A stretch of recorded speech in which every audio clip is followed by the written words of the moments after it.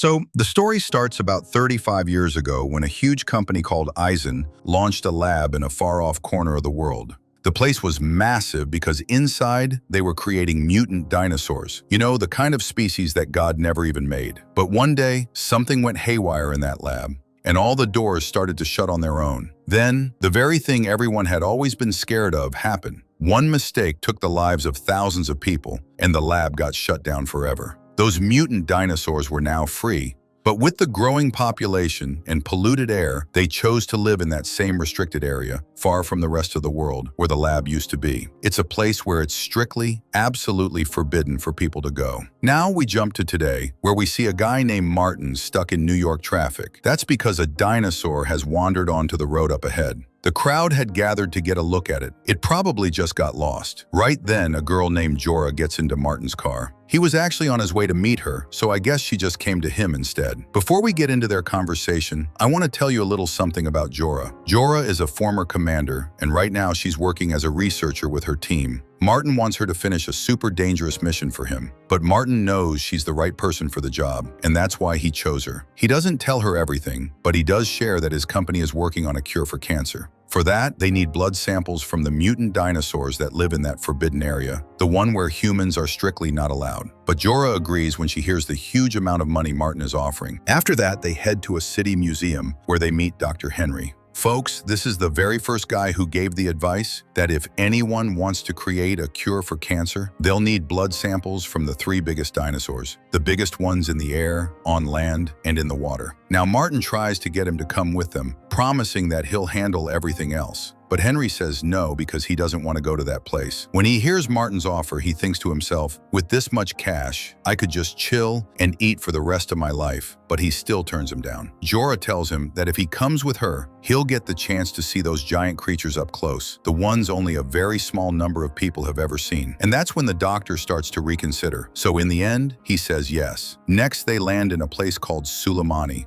This is where Duncan, Jorah's old and really good buddy, was staying. She had pulled off a bunch of missions with him before. But when they show up, Duncan and a few of his guys tell Martin no because they want a bigger payment. That's not exactly fair, but the mission is super important to Martin, so he agrees. Now the whole team travels in a boat on a route where the government won't see them, because as you know, it's a restricted area. Duncan tells them that on this route, they'll get to see some different types of dinosaurs. So if anyone has a thing for seeing them up close, this place is like heaven for them. Henry is secretly really happy about all this because he has a deep connection to these creatures. Here he shows them his special weapon, which is actually an arrow they're going to use to get the samples. This arrow can easily get through their tough hides and then fly up like a parachute. This means they won't have to get too close to the dinosaurs. But there's one catch. They have to shoot it from at least 10 meters away. If it's not shot from that distance, it's useless. On this boat, Duncan was the only one who was really close to Jorah. That's why he knows about her terrifying past, and he even talks to her about it. The scene shifts. We see Reuben and his two daughters, Isabel and Teresa, who have come on their boat for a vacation. Joy is with them too. He's Teresa's boyfriend. But Reuben can't stand him because he's super lazy and always does his own thing. But still, for Teresa's sake, he doesn't say anything to him. Everything is going pretty smoothly. Then they see a weird creature with wings coming toward them from a distance. Joy says it's probably a dolphin. When the creature gets closer, they realize it's not a dolphin at all, but the biggest dinosaur in the ocean, a Mosasaurus, and it's now chasing them. Reuben speeds up the boat, but the impact from this hit is so strong that their speed can't save them.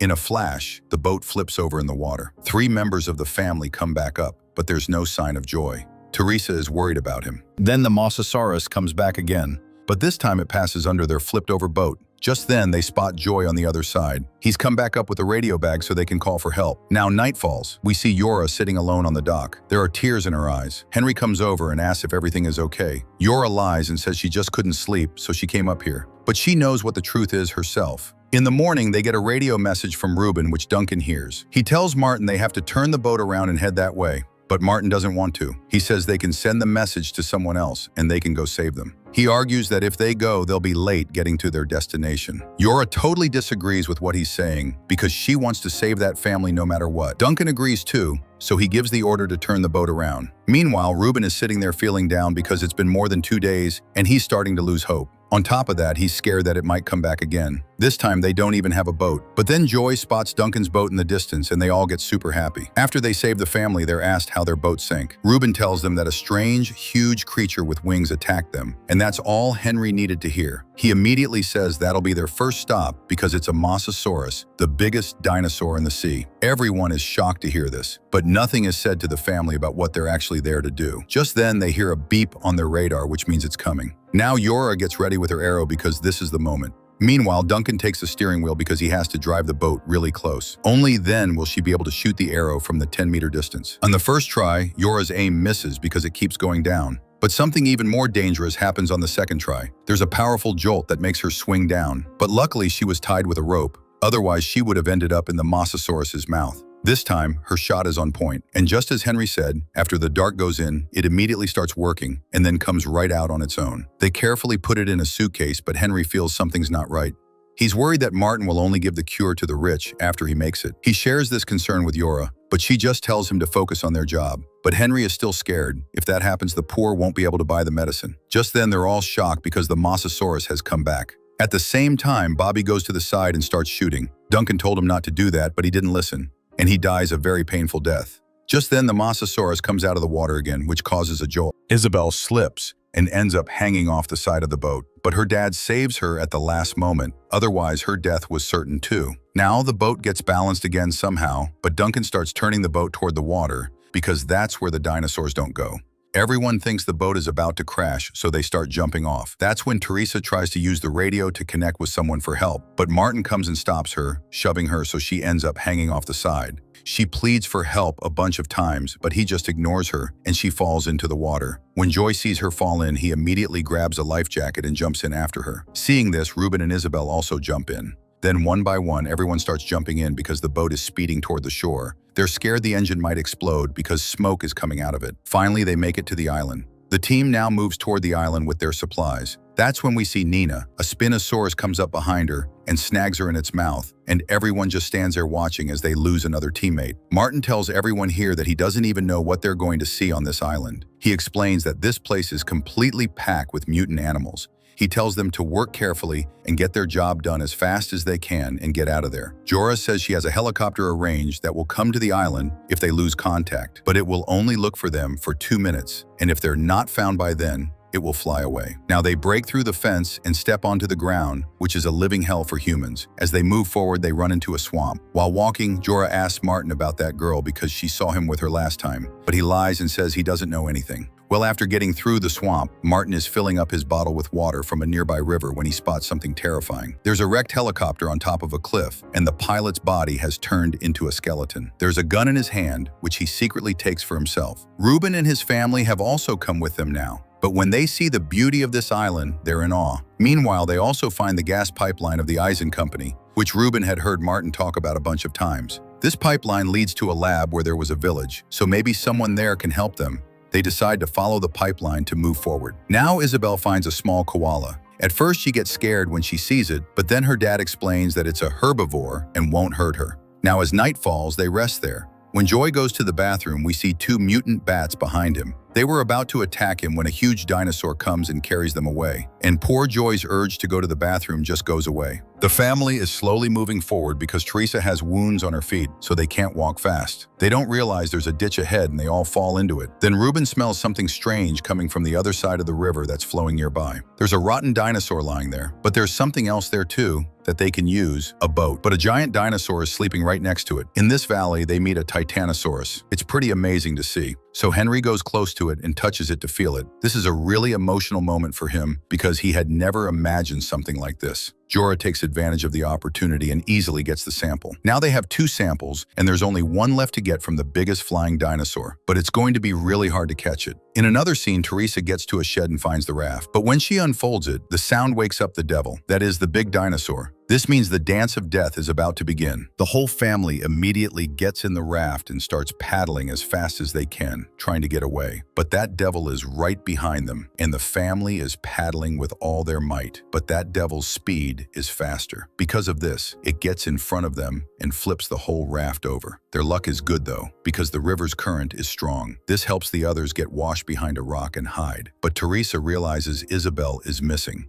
She can't see her anywhere. Then we see that she's stuck under the raft. That devil hears her screams. Teresa quickly runs toward the rock where her family is, and that giant dinosaur is there too. But it can't get over to them because its body is so massive. So it goes back, and their lives are saved. This is what you call coming back from the jaws of death. On the other side, Jorah's team is now heading toward their third target. For that, they have to climb down a cliff because that's where the biggest flying dinosaur's nest is. Now they have to get a sample of its egg because it's so hard to get a sample from a flying dinosaur. They tie the ropes, then the three of them climb down, one by one. Henry is scared of heights, but he still conquers his fear. Up top, Duncan is watching the ropes when his eye catches a small creature that runs into a cave. After clearing the bushes, he sees that it's the entrance to an ancient temple. Down below, they get to the egg, but the place where it's kept is also part of that temple. They're all shocked to see it, wondering how old this temple must be. Henry starts getting the sample from the egg. During this, Jorah asks him what he really wants. What does he want to use this sample for? He tells her that he wants it to be available to everyone so that millions of people can get treated, whether they're rich or poor. And all this is happening when suddenly, the dinosaur whose egg they're messing with comes up to Reckless, who is watching them from outside. Reckless gets super scared and immediately tells Duncan to pull him up. They both realize that danger is here. They quickly finish the job, but guys, it's too late. It sees them and attacks them many times with its beak. Because of this, the sample vial slips out of their hands and flies away. Then Reckless distracts the dinosaur, but this becomes the reason for his death. Duncan loses another friend right in front of him, but now he has to run. He gets into the same temple, but down below, things are getting worse because Henry is now hanging and the vial is stuck on a cliff. Luckily, Jorah grabs the rope at the right time, or it would have been a disaster. Well, they all get down safely, and their sample is also down with them, so now they can go home. Over on the other side, the family finally gets to the Ison lab with the help of the raft. There's a helipad there. Teresa yells for help, and Jorah and her team hear her because they were there too. As soon as Teresa sees Martin, she goes off on him and swears at him a lot. Everyone calms the situation down. But guys, a bigger problem is waiting for them. Two dinosaurs have shown up, and trying to escape them, the two groups get separated again. The family hides in a store and closes the gate tightly, but the dinosaurs break through the roof and get in. The three people manage to escape, but only Isabel, trying to save the koala, hides in a refrigerator. As soon as she gets out, she runs to her family, who have hidden in a drainage system. The other dinosaur is after Duncan and Henry. To save themselves, they run into a lab. The scene there is unbelievable. This is the same place where the tests were being done. Duncan also sees a map there, and he realizes there's a drainage system under the whole lab that leads to a motorboat.